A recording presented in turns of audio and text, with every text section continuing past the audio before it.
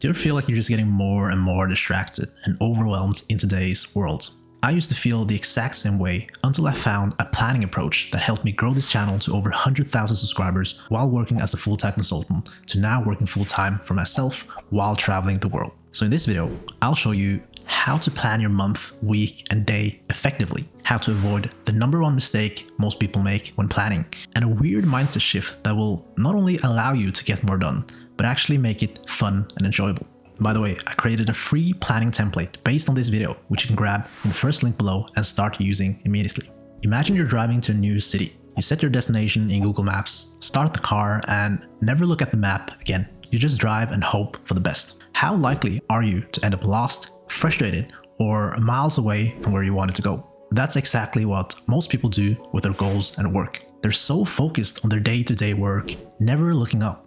And after weeks or months, they realized that a lot of the work they've done was a complete waste of time in regards to their goals. So how do we make sure we're regularly checking in on our map and not just driving blind? Well, first, you have to make sure your daily goals are connected to your weekly goal, and your weekly goals have to be connected to your monthly goals, your monthly to your quarterly, and so on, all the way to your ultimate end goal. They all have to be aligned. Every task that isn't aligned is just wasted effort. Second, you want to keep your weekly and monthly goal easily visible. I've set my to-do list up in a way so I always see them. That way I can instantly see if my daily tasks are aligned with my weekly and monthly goals, and I can easily tweak them if they aren't. And I also update my monthly goals every month to make sure that those are aligned with my longer term goals. So making sure your tasks are aligned is crucial when it comes to planning. But there's another big mistake people make that makes them overwhelmed. So let's look at that next. Your to-do list is meant to give you clarity, not anxiety. Most people have a never-ending to-do list. Their daily to-do list, their weekly to-do list, and their monthly is so full that they don't even bother writing it down. And add in the fact that digital to-do lists have no limit, which makes it even worse. No wonder people feel overwhelmed. But here's the good news. There's a simple way to stop the chaos, get crystal clarity, and finally get things done. Here's how I do it. First, you gotta prioritize and focus. Focus by definition means doing only a few things. You can't focus on 10 things. That is not focus. That is spreading yourself thin.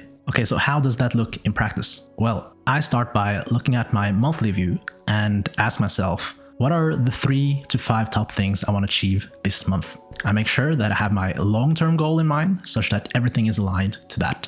Then I brain dump all of my ideas, and after that I ruthlessly prioritize. Anything under top 5 I either scratch or put under a bonus section, which I'm only allowed to look at after I achieved my top 3 to 5 things. No exception. Then I repeat this for my weekly goals, figuring out my 3 to 5 top things for the week, and go through the same process. And I do the same with my daily goals, but here I like to keep it a bit tighter with only 1 to 3 key tasks. I really love the bonus section because you can pile as many to-dos you want here, but you won't feel this anxiety and overwhelm because it's in the bonus section, so you know that you don't need to do any of them. Lastly, to help you prioritize and focus, I've also included 4 questions to ask yourself for the monthly, weekly, and daily task. And by the way, as I said earlier, the template for this to-do list is free for download in the first link below. So you avoided the #1 mistake when it comes to getting overwhelmed, but there's one more trap people fall into that can make work feel boring or even make you start to hate it. So let's look into that next. Do you ever feel like you get dragged down into this state where you end up just ticking off tasks you have to do? It sneaks up so subtly on us that we're not even aware of it. Suddenly, work starts to feel boring, or worse yet, you start hating it. What actually happened here was just a subtle mindset shift. And the solution is simple. You have to shift your mindset back. More specifically, you have to shift your mindset from thinking that you have to or need to do the task to a mindset of choosing to do it or being grateful to do it. It sounds so simple, but don't underestimate the power of gratitude. When you're grateful for your work or remind yourself that you're choosing to do it, everything changes. You'll instantly feel happier, more energized, and way more productive. Okay, so how do you actually do this in practice? Here's what works for me. In my to-do list, I've phrased my question like this. What are the 1 to 3 things I'm choosing to do today? And you can also use other words like blessed, grateful, or I want to do. And secondly, I also call my list not only a to-do list, but a want to do list. These small tweaks helps me stay in this grateful state and prevents me from falling into this needing to do this or have to do this state. Another thing I like to do outside of my to-do list is a little gratitude practice before I start my day.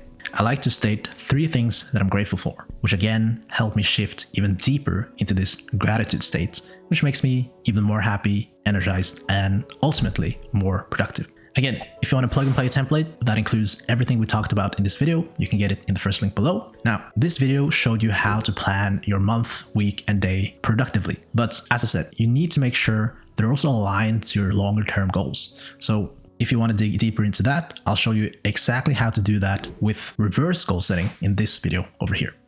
See you next time. Bye-bye.